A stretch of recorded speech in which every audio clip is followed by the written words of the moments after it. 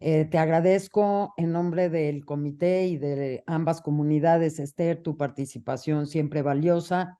Eh, y bueno, pues vamos a dar comienzo. Voy a dar una pequeña semblanza muy corta, pero sabemos quién es Esther Chabot, que con su puro nombre ya sabemos una larga trayectoria.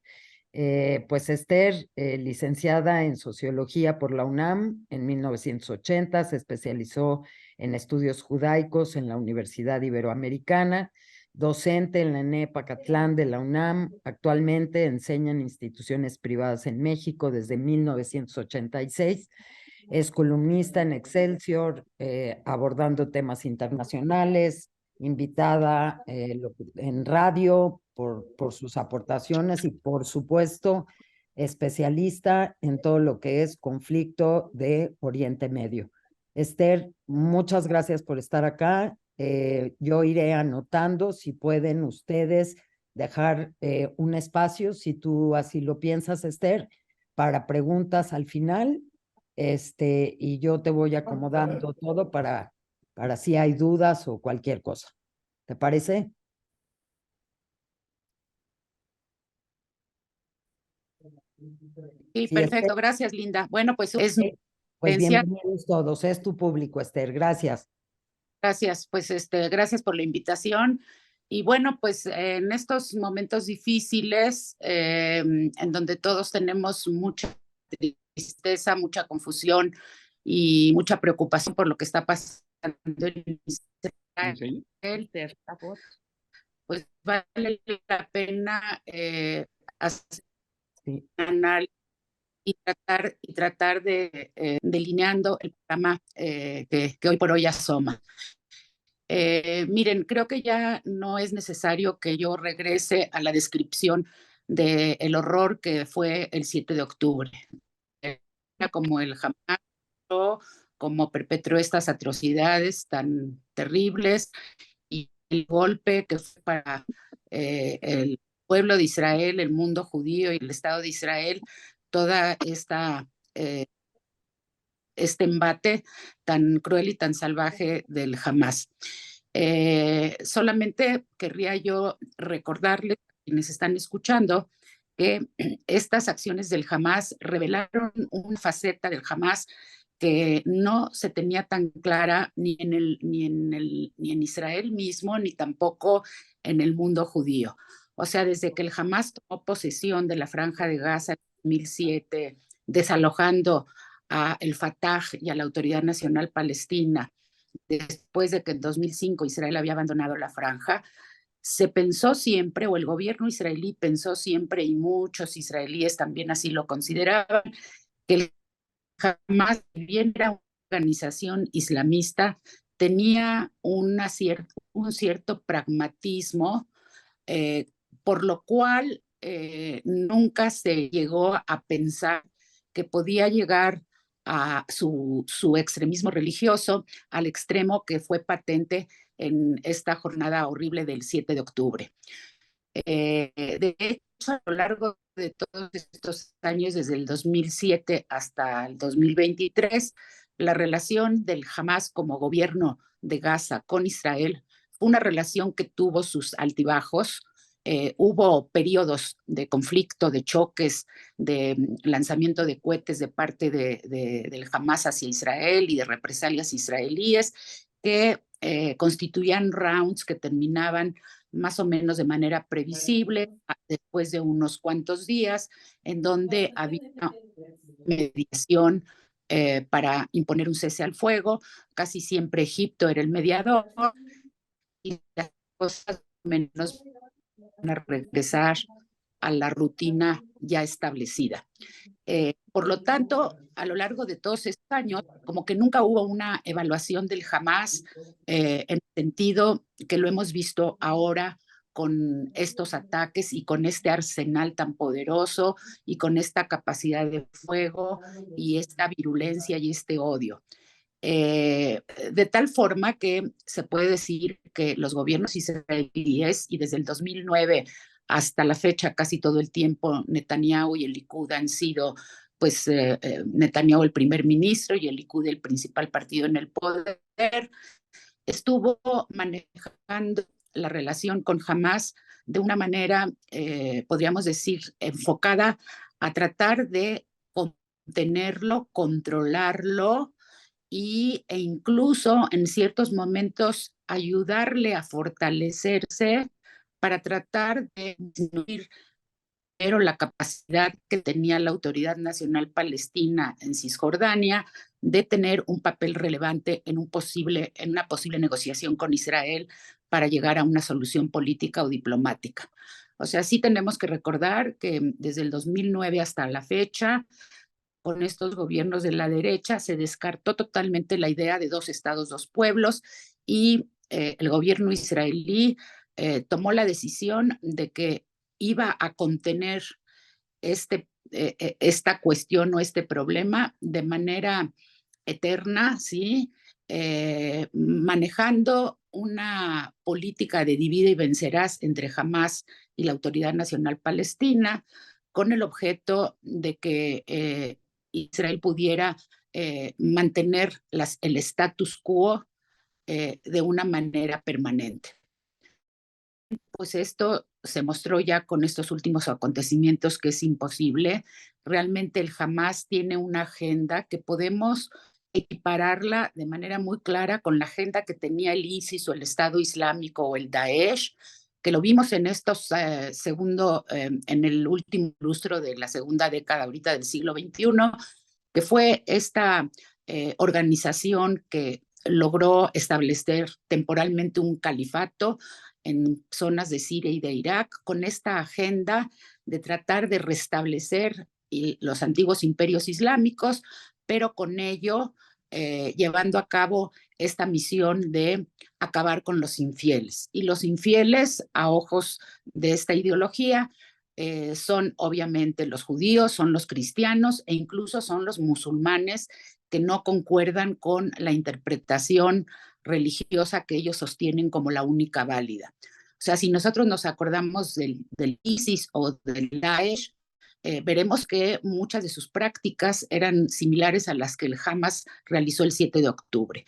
O sea, estos torturas, estos salvajes asesinatos, estas decapitaciones, degollar a la gente, y ahora el Hamas pues realizó actos similares y pues de hecho dentro de su agenda sigue existiendo esta misión sagrada para ellos de destruir la presencia judía en el Medio Oriente porque ellos consideran que el Estado Islámico Palestino tiene que desplegarse desde el Mediterráneo hasta el Jordán, lo cual quiere decir no convivir con Israel, no buscar una paz con Israel, sino fundamentalmente destruir a Israel y pues evidentemente aniquilar a la población judía o no sé qué otra solución podían ellos estar imaginando.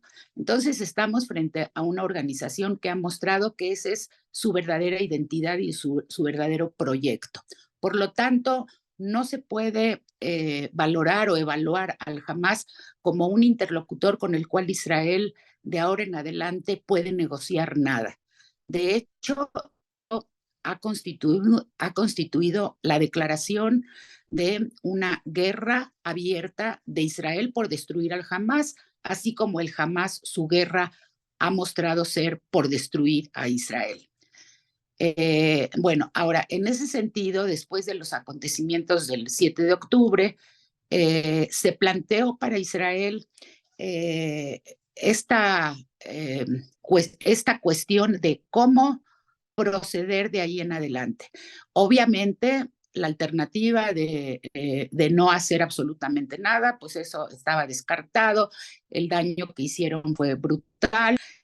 Israel como Estado tiene no solamente el derecho, sino también la obligación de responder a una agresión como la que se perpetró el día 7 de octubre.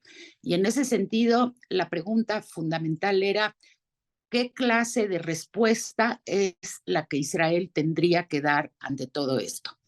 Si el eje ahorita de la decisión israelí reside en destruir al Hamas, cómo se puede de manera práctica y concreta llegar a la destrucción del Hamas.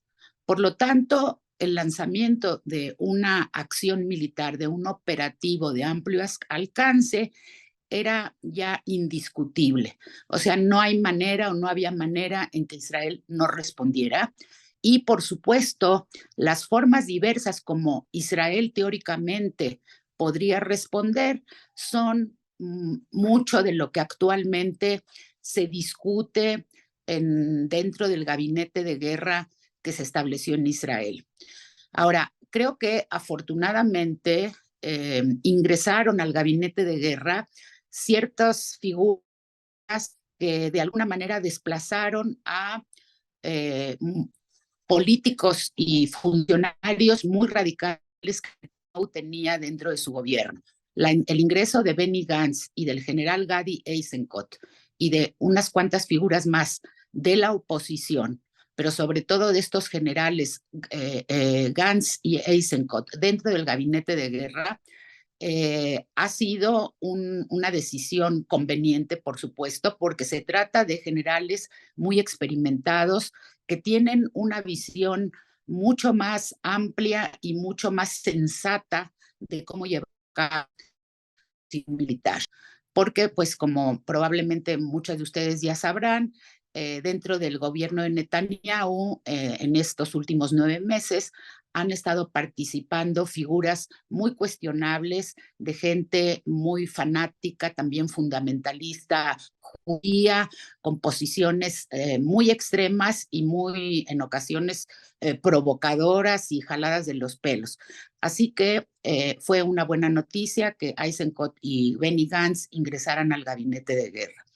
Ahora, ante esta decisión indiscutible de que Israel tenía que atacar, las preguntas son acerca de cómo hacerlo, en qué medida, en qué proporción, eh, ejerciendo qué tipo de sanciones a la Franja de Gaza. Por ejemplo, toda la cuestión de si permitir la ayuda humanitaria para la población civil, si permitir que siga fluyendo el combustible, el agua, como comúnmente era en tiempos tranquilos, o si cerrar la llave de muchas de estas ayudas humanitarias o de estas artículos, digamos, o productos necesarios para la sobrevivencia de la población civil en Gaza, que hay que recordar que es una población de 2.3 millones de palestinos que están concentrados en una franja muy pequeña, geográficamente hablando, son 360 kilómetros cuadrados. Ya se ha dicho 1 millón de veces que es la zona más hacinada del planeta y la gran dificultad también para decidir la manera de realizar este operativo es esta situación de que las fuerzas del Hamas, los terroristas, sus cuarteles, su armamento están íntimamente mezclados con las instalaciones en donde vive la población civil. O sea que se trata de una situación muy delicada porque obviamente la posibilidad de daño a la población civil palestina es una posibilidad pues muy real. Y en ese sentido, también las voces de ciertos grupos humanitarios, de organizaciones no gubernamentales, incluso de las Naciones Unidas, han estado clamando por esta necesidad de salvaguardar lo más posible la vida de los civiles en Gaza, siendo que esto es tremendamente difícil en las condiciones en las que se da la vida en Gaza. De hecho, pues creo que ya todos debemos estar más o menos informados de la inmensa red de túneles que han construido el Hamas a lo largo de todos estos años, que era una red que Israel no conocía, que era tan profusa y tan extensa, y de qué manera todos estos túneles en donde están los cuarteles y donde están los arsenales están debajo de hospitales, debajo de escuelas, debajo de zonas habitacionales, con lo cual la empresa de destruir al Hamas es una empresa realmente muy, muy complicada. Las posibilidades de daño a población civil son altas y por lo tanto la queja, la condena, la crítica hacia Israel por parte de muchos diferentes públicos en el mundo entero, pues se ha convertido en una crítica muy feroz que además tiene el componente que lo vamos aquí a tratar de explicar, de que en general se trata de un conflicto sobre el cual los ojos del mundo están puestos de una manera excepcional. O sea, nosotros podemos comprobar que situaciones críticas de víctimas civiles, de guerras cruentas, en donde mueren no miles, decenas de miles, centenas de miles de civiles y de niños, por ejemplo, como la guerra civil en Siria, donde Bashar Assad masacró a su propio pueblo, incluso con armas químicas, y murieron cientos de miles de niños y millones incluso de sus propios ciudadanos, además de los millones de refugiados que salieron de Siria tratando de buscar refugio en donde se pudiera.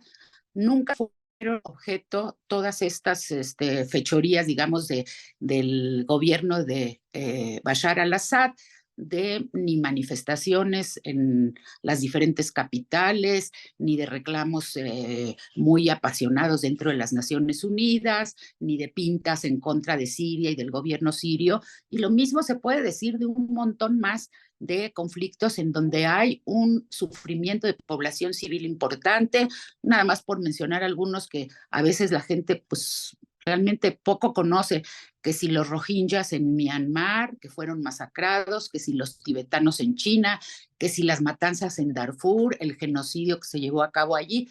Y bueno, sabemos que todas esas barbaridades, incluso apenas hace un mes o algo así, hubo una expulsión de población armenia, ¿sí? De decenas de miles de armenios de una zona que se llama Nagorno-Karabaj, en repúblicas de la ex Unión Soviética, sin que hubiera el menor ruido en la mayor parte de las capitales del mundo, incluso del mundo occidental.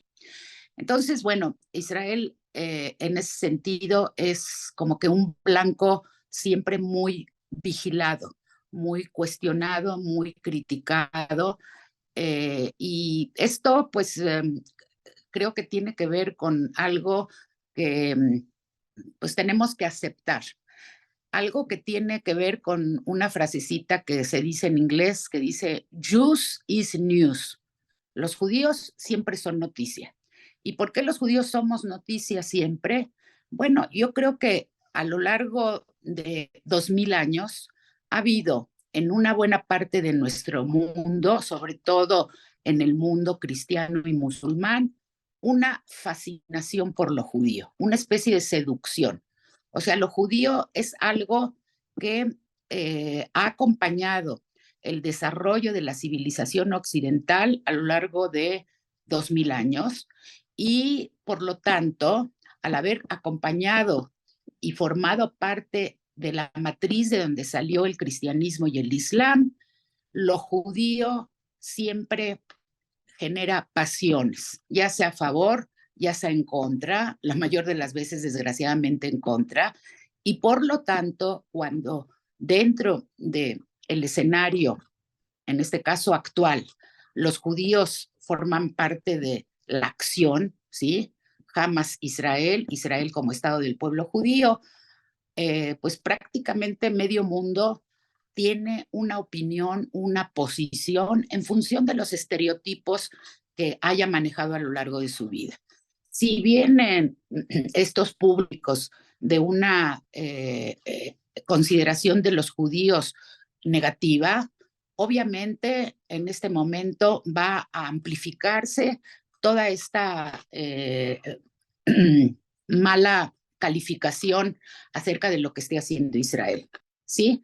Y creo que si pensamos también, por otro lado, que el mundo musulmán y el mundo árabe están conformados por 57 estados nacionales que de manera casi automática se solidarizan en este caso con quien consideran que es la víctima, que son sus hermanos palestinos, entonces pues podemos ya darnos cuenta con mucho mayor claridad por qué esta oleada tan gigantesca de manifestaciones en contra de Israel en tantas capitales del mundo, por supuesto en el mundo árabe, por supuesto también en capitales europeas, en donde hay poblaciones musulmanas importantes y en donde también, por otro lado, hay pues corrientes políticas de izquierda radical que se suman a esta condena al Estado de Israel. Bajo acusaciones de que Israel ha sido, digamos, es fruto de una empresa colonialista. Y aquí sí me quisiera yo detener un poco ante esta acusación de que Israel es una empresa colonialista, porque realmente se trata de una premisa falsa. ¿En qué sentido se trata de una premisa falsa? En el sentido de que colonialismo se refiere básicamente a esta, digamos, modalidad que hubo a lo largo de, digamos, desde el siglo XVI, XV hasta el siglo XX, de potencias, sobre todo europeas, que conquistaron y colonizaron territorios en América, en África, en Asia, y que llegaban con ejércitos a controlar, a dominar a la población nativa mediante las armas para apoderarse de esos territorios, para manejar a esas sociedades e imponerles lo que ellos quisieran imponerles. En el caso de Israel, la creación del Estado de Israel no surge de una empresa colonialista, porque la población judía que se fue instalando dentro de la Palestina del mandato británico y antes del Imperio Otomano era una población que llegaba en calidad de refugiados, de gente que estaba huyendo del antisemitismo o de las persecuciones en Europa Oriental, etcétera, etcétera, lo cual modifica totalmente el cuadro, ¿sí? Había en Palestina dos poblaciones, eran los árabes y los judíos que fueron llegando, no apoyados por un ejército foráneo, no por la fuerza de las armas, sino que fueron llegando en calidad de inmigrantes, de refugiados que empezaron a labrar esa tierra, que empezaron a tratar de acomodarse dentro de ese territorio bajo mandato otomano o británico. Sin embargo, regresó para buena parte de la izquierda radical que ahorita condena a Israel y que habla de que Israel es un estado colonialista, pues realmente es desconocer o cerrar los ojos ante un proceso que de ninguna manera puede equipararse con el proceso, por ejemplo, de la conquista española del continente americano, o la de los ingleses, o la de los franceses, o la de los belgas, por ejemplo, en África, ¿sí? Entonces, bueno, dejo como que ahí sobre la mesa esta observación de que la acusación a Israel de Estado colonialista es una acusación que realmente no se sostiene históricamente. Bueno, entonces regreso a la cuestión de las alternativas que Israel tiene o tenía para responder a lo que ocurrió el 7 de octubre. La decisión, cuando menos declarada, ha sido la de acabar con el Hamas. Y para acabar con el Hamas, Israel, ante las presiones internacionales y ante pues la sensibilidad también humanitaria de intento de dañar lo menos posible a la población civil, tiene que llevar a cabo esta empresa militar tejiendo muy fino, pero aún así creo que va a ser imposible que no haya dentro de toda esta vorágine de guerra un daño importante a la población civil. Estados Unidos específicamente, el presidente Biden le ha dado un gran respaldo a Israel en esta situación incluso fue y estuvo presente, se echó un vuelo en un día y regresó al día siguiente, lo cual no es sencillo a su edad, supongo, y de manera personal habló de que Estados Unidos incondicionalmente va a defender y a proteger y a apoyar a Israel en esta circunstancia tan difícil.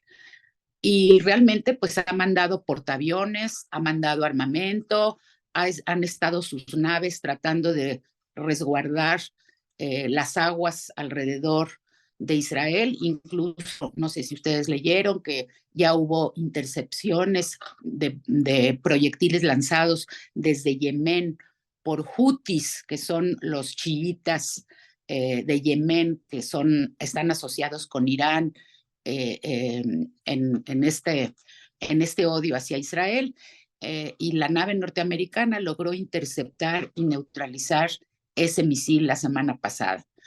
Entonces, Biden se presenta en Israel. Es un gran alivio, por supuesto, que Estados Unidos esté al lado de Israel, pero también hay que considerar que este apoyo tan enorme le da a Biden, o le ha dado a Biden, la posibilidad también de influir y de presionar o de tratar de convencer al gabinete de guerra israelí de que maneje las cosas de la manera más cautelosa posible dentro de toda esta embestida en contra de la militancia del Hamas, ¿sí?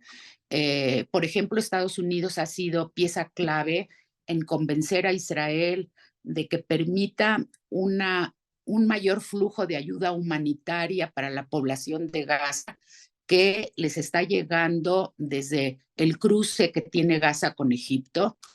Se habla de que actualmente 100 camiones diariamente están entrando a Gaza con provisiones, con ayuda humanitaria para la población civil, la cual, por supuesto, ayuda mucho, aun cuando el faltante es todavía importante, porque en tiempos normales la cifra de camiones que pasaban a Gaza para llevar toda una serie de satisfactores era una cifra de aproximadamente 400 camiones diarios. En este momento están entrando 100 camiones diarios y esto fue un poco generado por presión de Estados Unidos con el objeto justamente de que Israel no pueda ser condenado tan fácilmente, de que no pueda entorpecerse por la vía de la imposición internacional, un cese al fuego antes de lo necesario para terminar con el Hamas. Entonces, ahí hay un punto importante, y la entrada por tierra de Israel a Gaza después de más o menos 10, 12, 14 días de puros bombardeos ya se inició. O sea, la guerra ya está ahorita tal vez en su segunda fase. Los días previos al de hoy, las entradas o las incursiones fueron muy de entrada por salida, cubriendo una distancia dentro de la franja de Gaza bastante limitada y regresando nuevamente.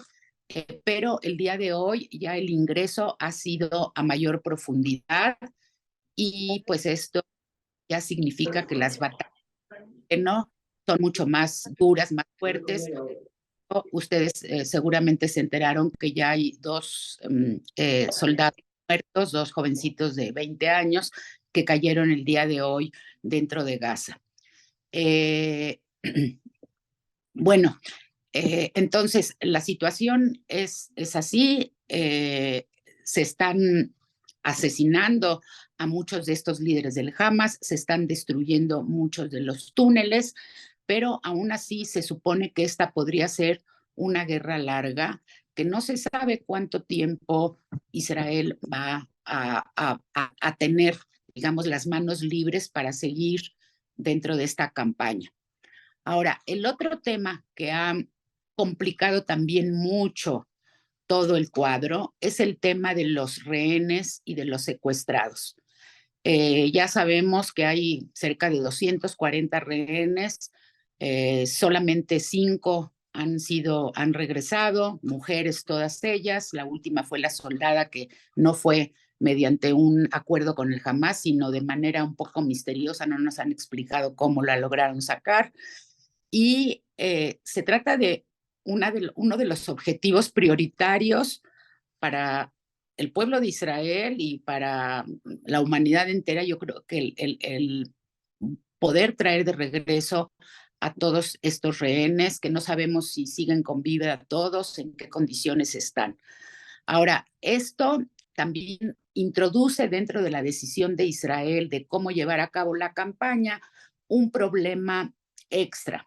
¿Por qué es un problema extra? Porque obviamente, por ejemplo, los familiares de los rehenes que están tan, bueno, pues tristes, preocupados, angustiados por la suerte que están viviendo sus familiares, ellos estarían dispuestos a que Israel gestionara desde ya un cese al fuego. ¿Por qué? Porque no quieren, obviamente, su pensamiento, toda la operación de guerra, haya la posibilidad de que caigan junto con los pobladores de Gaza, también que están adentro de los túneles. Entonces, de las familias de los rehenes, hay como que campaña de Israel y también fuera de Israel, que promueve esta... Dando un micrófono abierto que se está cruzando, por favor, sí, pueden cerrarlo, sí, sí. Ya salí. ¿Ya? Sí, decía yo que hay una presión de parte de los familiares de todos estos rehenes, en el sentido de pedir un cese al fuego inmediato y una negociación en la cual se dé un intercambio. El Hamás, de manera bastante mañosa, ha ofrecido regresar a los rehenes a cambio de 6,000 prisioneros, miembros del Hamás, que están en cárceles israelíes.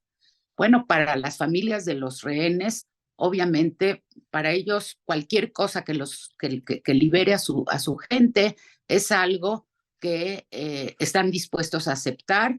Sin embargo, existe, digamos, esta enorme dificultad de que si se liberan a esos 6,000 a cambio de los rehenes, finalmente la meta o el objetivo de acabar con Hamás no se consigue, porque de hecho va a haber una inyección de más militantes dentro de la Franja de Gaza en virtud de esta liberación que consigan a partir de un intercambio.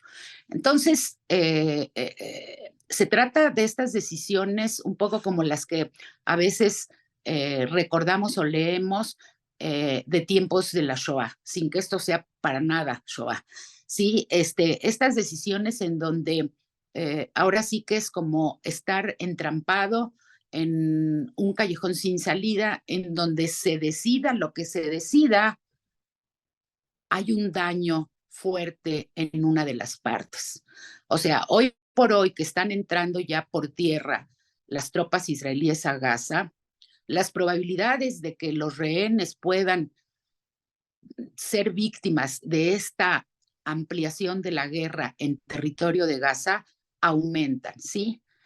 Sin embargo, parece ser que es el costo que ahorita ha estado dispuesto a pagar Israel a cambio de poder proseguir en la labor de terminar con esta organización terrorista que realmente, pues, su único objetivo, como ya se ha visto el 7 de octubre, es aniquilar judíos, matar israelíes, que por cierto, entre paréntesis, nada más aclaro, dentro de esta incursión del 7 de octubre, no solamente judíos y no solamente israelíes fueron asesinados y fueron secuestrados, también hubo beduinos, también hubo árabes israelíes, también hubo trabajadores temporales tailandeses que fueron asesinados, y varios de estos tailandeses que trabajaban en los kibutzim y en los moshavim del sur también forman parte del grupo de los rehenes.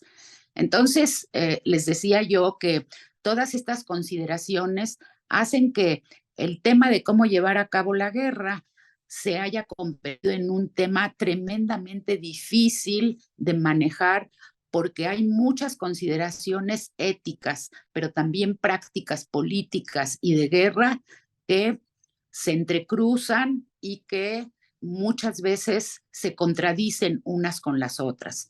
Por lo tanto, no se trata para nada de una empresa fácil y es todo un enigma cómo se va a llevar a cabo. Ahora, ya llevo 40 minutos, interrumpo nada más para, bueno, no interrumpo, sino que cambio un poco el tema para hablar acerca del gran riesgo que existe también de la apertura de un frente adicional en esta guerra. Y estamos hablando de Hezbollah en Líbano y también de Irán a más larga distancia.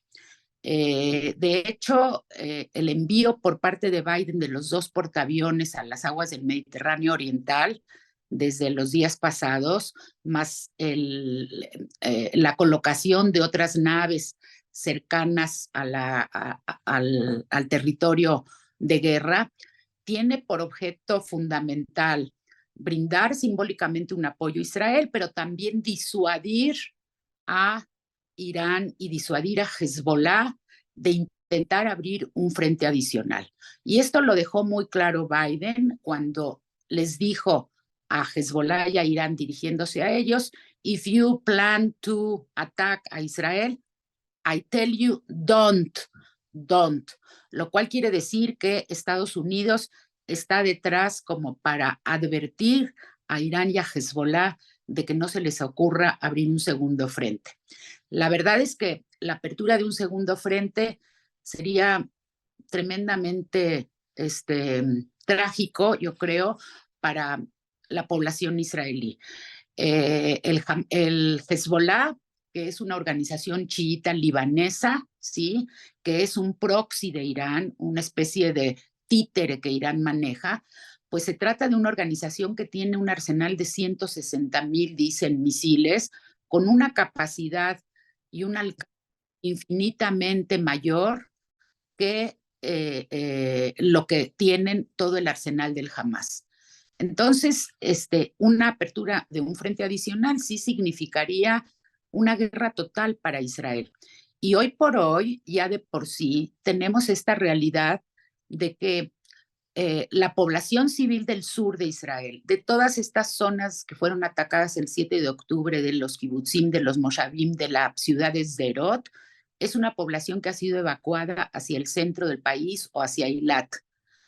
Y también, por otro lado, Israel ordenó la evacuación de toda la población que vive a entre 2 y 5 kilómetros de la frontera norte de Israel, porque aun cuando no ha habido una apertura de un frente de guerra en toda la extensión de la palabra, sin embargo, sí ha habido disparos de morteros, de misiles antitanque, han muerto creo que 4 o 5 soldados israelíes en ese frente en las semanas pasadas y, por ejemplo, ciudades como Metula, como Rosh Hashanah, se ha evacuado a su población. Por lo tanto, podemos imaginarnos cómo está viviendo Israel este momento.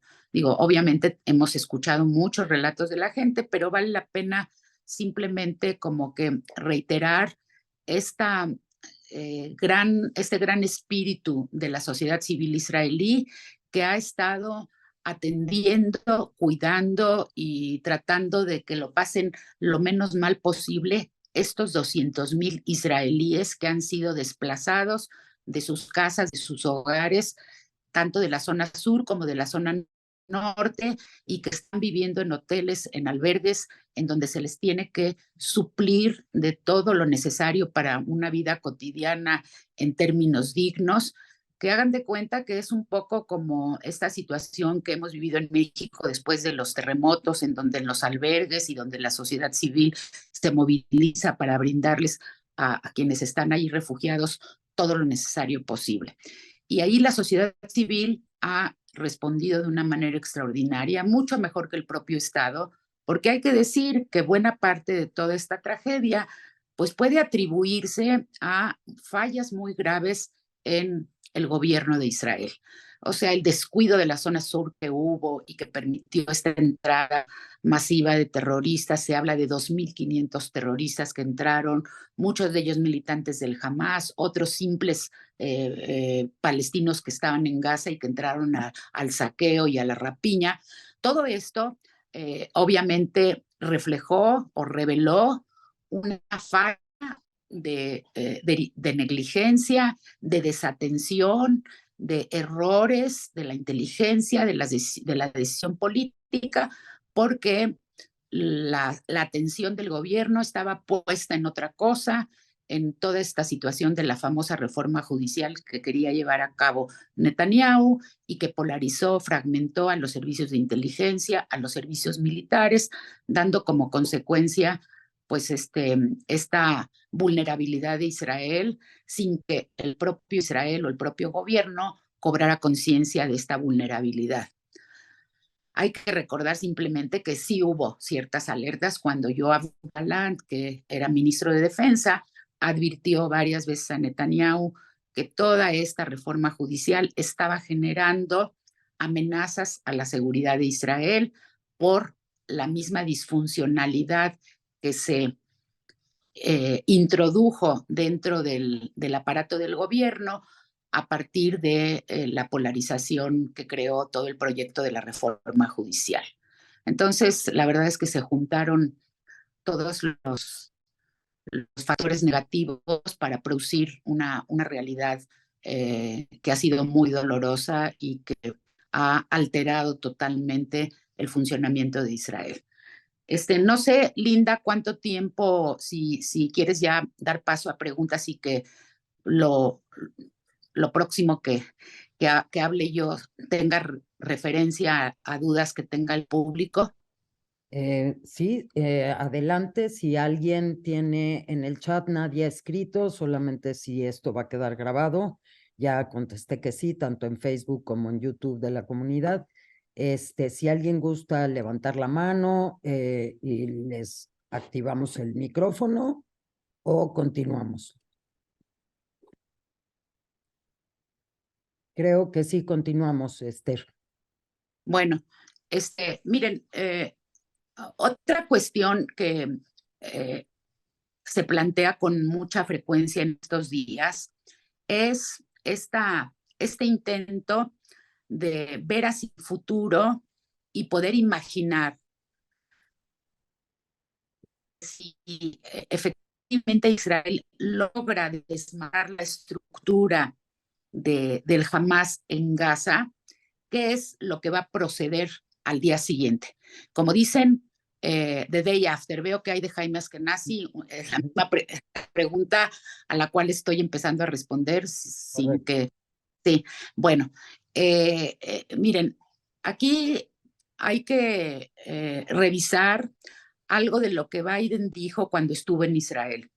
Cuando estuvo en Israel y que él aconsejó ciertas cosas al gabinete de guerra, una de las opiniones suyas que salió a la luz pública es la recomendación, más bien no opinión, sino la recomendación a Israel de que no se apresurara a iniciar el ataque ya masivo a Gaza sin antes planear de manera cuidadosa cuál sería la agenda que se establecería en caso de que efectivamente se llegara a aniquilar la capacidad de funcionamiento del Hamas. O sea, como quien dice que hay que prever de antemano que se va a hacer, como dicen en inglés, the day after, o sea, al día siguiente. E incluso hizo una autocrítica, ¿sí? En el sentido de hablar de que Estados Unidos se equivocó después del 11 de septiembre, cuando lanzó de forma casi inmediata el ataque a Afganistán y después también se lanzó sobre Irak, sin tener un proyecto claro de qué seguiría después, por ejemplo, de aniquilar al Talibán y de aniquilar a Saddam Hussein. Y pues lo que realmente ocurrió en este caso de los Estados Unidos es que se empantanaron por décadas en esos territorios, perdieron miles y miles de hombres y finalmente hoy por hoy vemos que la vida en Irak política es un caos, que todavía no puede haber una estabilidad, y por el lado de Afganistán, pues que los talibanes regresaron de nueva cuenta al poder y las tropas norteamericanas se salieron ahora sí que con la cola entre las piernas. Entonces, aquí Biden aconsejó que se planeara exactamente, o si no exactamente, cuando menos de manera aproximada, qué se podía eh, establecer una vez que el Hamas fuera derrotado.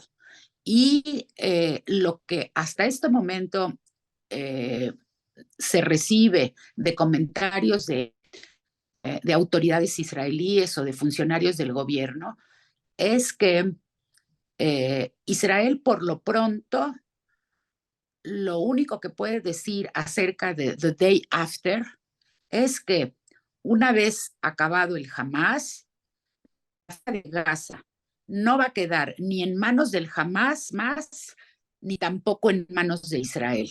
O sea, como quien dice, nosotros los israelíes de ninguna manera estamos dispuestos a reocupar Gaza como la ocupamos desde el 67 hasta el 2005, porque eso sería regresar a ese status quo que fue intolerable, que fue tremendamente dañino para Israel y para los habitantes de Gaza y que condujo justamente a una crisis como la actual.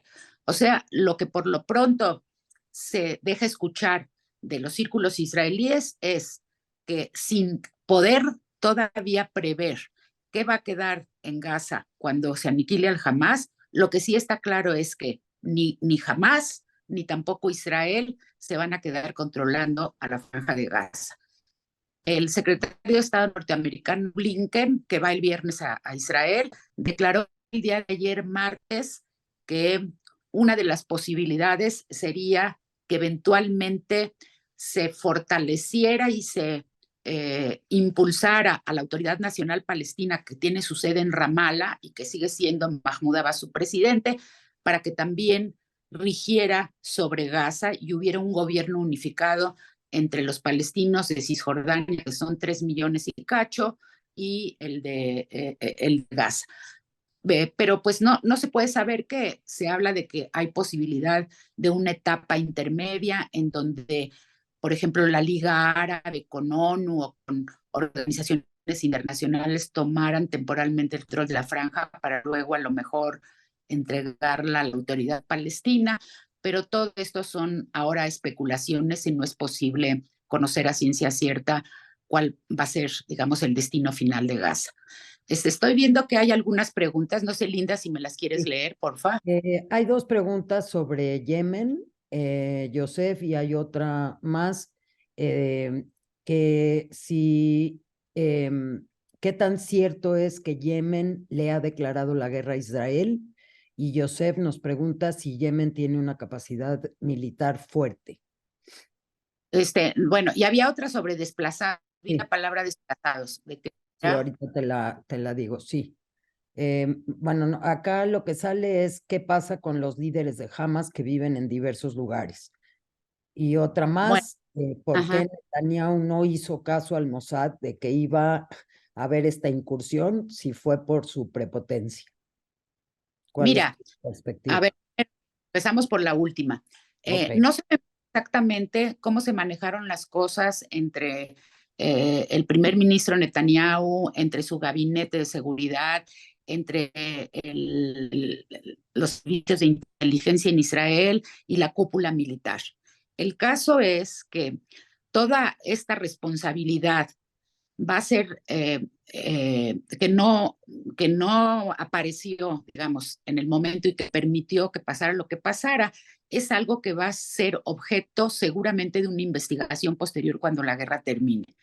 Netanyahu, por supuesto, que se está tratando de quitar de encima la responsabilidad. Tuvo hace 2 días, entre el sábado y el domingo, un tuit muy desafortunado donde él le echó ahora sí que el muertito a las fuerzas militares y de inteligencia, borró el tuit a las 7 de la mañana porque se dio cuenta que metió la pata, en fin, que es una responsabilidad que todavía no ha sido adjudicada con claridad, porque para todo esto se va a necesitar una investigación amplia.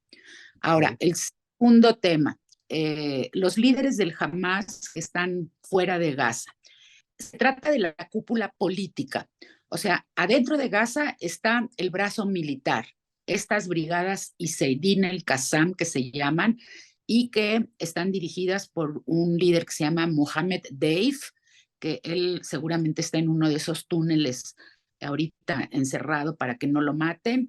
Y otro hombre que se llama Yahya Sinwar. Ahora, en el lado en la cúpula política, que son los dirigentes que desde el exterior, junto con Qatar y con algunos otros socios suyos, son como que los cerebros que van tomando decisiones, allí está justamente Ismail Haniyeh y otro que se llama Khaled Meshal, que se dice que viven una vida de superlujo en Qatar, que andan en automóviles último modelo, que viven en hoteles muy fancy. Y bueno, pues todo esto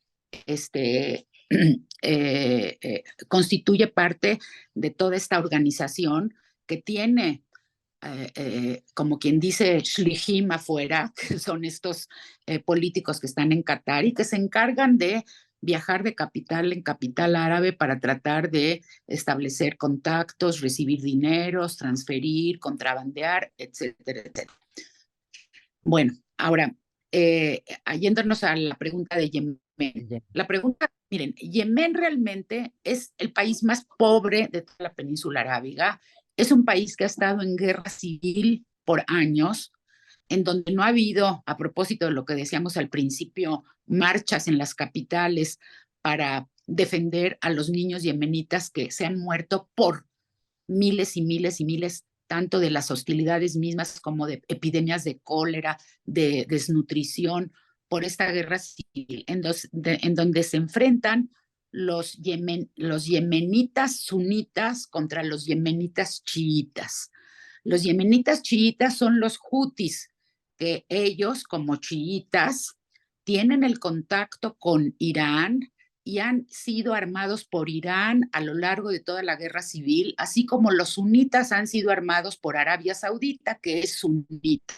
Entonces, ahorita al parecer, como Irán trata de mantenerse supuestamente al margen, pero maneja a sus títeres, a sus proxies alrededor, Irán probablemente le abastece a los hutis de Yemen ciertos misiles que ahorita Yemen ha lanzado hacia Israel. No es que tengan los hutis un arsenal así del otro mundo, pero sí reciben como Hezbollah armamento de Irán y probablemente también siguen órdenes de Irán para enviar estos misiles, que creo que el día de hoy también enviaron uno más con la intención de que llegara a Eilat y que afortunadamente fue neutralizado.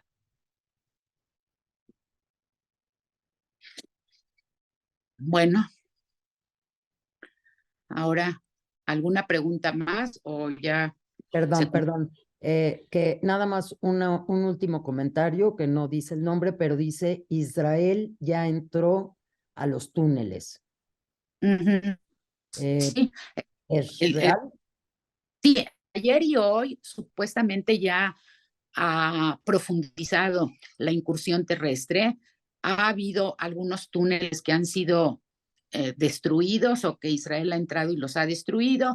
Realmente, cuando menos yo no tengo mucha información de cómo se están dando las cosas allá adentro. Yo creo que es difícil tener una información en este momento, pero por supuesto que sí hay una intensificación del operativo terrestre con un aumento, por supuesto, también del riesgo para las fuerzas militares israelíes. Dos últimos comentarios, una pregunta y un comentario. En el caso de que la autoridad palestina retomara el control de Gaza, ¿cómo controlarían la violencia, ya que ellos también son parte de la resistencia? Nos dice Miriam Chabot. Y Freddy, ¿qué posibilidades ves de que Israel ataque a Yemen y de que ingrese a la guerra contra ellos? No, mira, Yemen está lejos geográficamente. Yemen no Okay. tiene frontera con Israel y Yemen está de por sí metido en una guerra civil que no ha sido resuelta todavía del todo. Y como les digo, Yemen es el país más pobre de toda la península arábiga, incluso probablemente del mundo árabe. Entonces, realmente Yemen creo que no es alguien de cuidado, aun cuando los proyectiles que esporádicamente puede estar mandando de forma aislada, pues sí sean de cuidado. O sea, no creo que esa sea hoy por hoy la principal preocupación de Israel. La principal preocupación es Hezbollah, es directamente Irán y es, por supuesto, el frente abierto con Hamas. Esa es la preocupación principal. Ahora, respecto a lo de la Autoridad Nacional Palestina, yo sí quisiera hacer una diferencia muy, muy grande entre lo que ha sido el Hamas y lo que es la Autoridad Nacional Palestina. La Autoridad Nacional Palestina, con todo y su corrupción, con todo y su ineficiencia, con todo y las declaraciones a veces desafortunadas de Mahmoud Abbas, sin embargo, hay que saber que la Autoridad Nacional Palestina, que está establecida en la, tiene contactos oficiales con Israel, reconoce a Israel y ha negociado con Israel muchas veces. Si no ha habido negociaciones en los últimos 10 años, ha sido porque también al gobierno israelí de Netanyahu, a los gobiernos, ya no le interesaba negociar nada, no quería que se desarrollara este plan de 2 estados para 2 pueblos. Es cierto que Mahmoud Abbas juega y oscila en sus actitudes entre hablar pestes de Israel y de repente apoyar ciertas actitudes violentas de su propia gente, pero por otro lado se trata de la representación dentro de la escena internacional de los intereses del pueblo palestino y la Autoridad Nacional Palestina sí reconoce al Estado de Israel. Entonces, en ese sentido, tienes o tendrían, digamos, un interlocutor con el que eventualmente sí se podría llegar a acuerdos y sí se puede llegar a una convivencia relativamente sensata. Esperemos que esto pudiera dar lugar incluso a una negociación mucho más en forma que pusiera final a toda esta tragedia del conflicto Israel-Palestina. Ojalá, ojalá.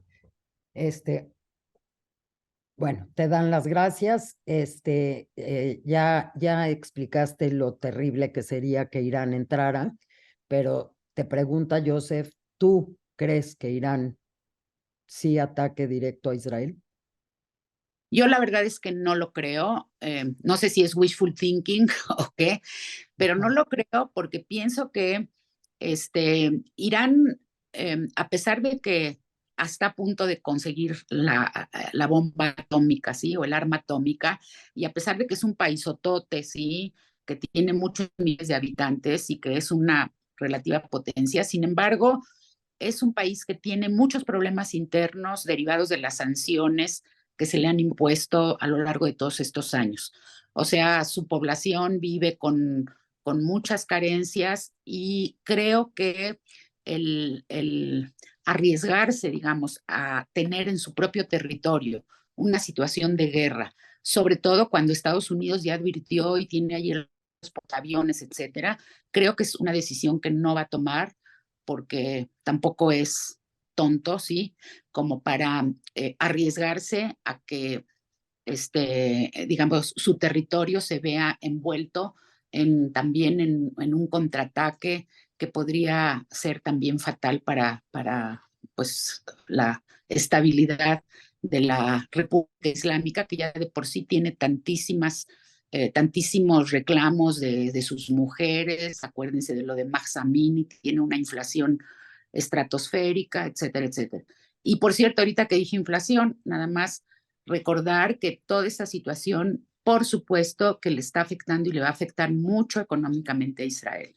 Las calificadoras ya le han bajado calificación ante las expectativas que se ven en el corto y en el mediano plazo.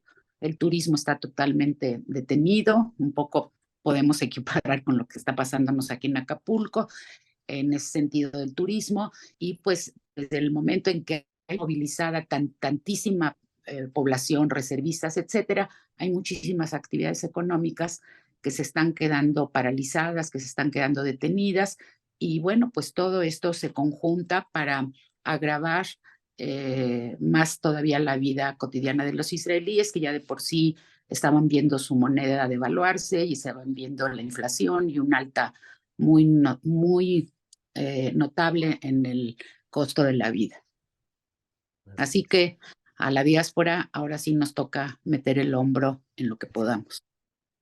Y así que sea, así que sea. Esther, pues te agradezco de verdad en nombre de ambas comunidades. Muchísimas gracias. Una perspectiva, bueno, distinta y siempre enriquecedora. De verdad te lo agradezco mucho. Gracias a todos por participar y mañana todo esto estará subido porque estoy segura que mucha gente querrá escucharla y la puedan compartir. Bueno, Esther, te agradezco muchísimo, de verdad. ustedes por la paciencia de escuchar un rollo tan largo. Hasta luego. Ay, es un Bye, privilegio. bye, Gracias, Esther, gracias a todos. Buenas bye. noches. Buenas Gracias.